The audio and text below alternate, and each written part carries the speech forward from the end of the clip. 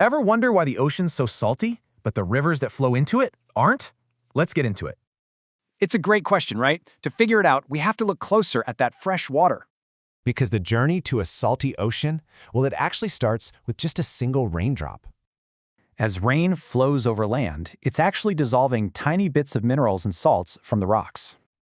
This is happening constantly, all over the world, with rivers carrying those tiny salt particles to the sea.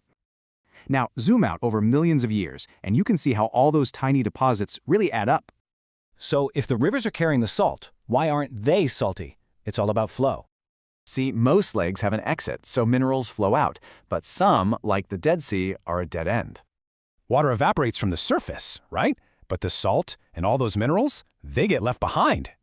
This is exactly why the Dead Sea is about 10 times saltier than the ocean. Wow. And really, the ocean is just a giant version of this, a massive basin with nowhere for the salt to go. But that's not the whole story. This weathering is a huge source, but there's more action deep underwater. Deep on the ocean floor, seawater seeps into the Earth's crust and gets superheated by magma. When it blasts back out, it's carrying a huge payload of dissolved minerals with it. And then you've got this, actual volcanoes erupting underwater. And yep, it's as dramatic as it sounds.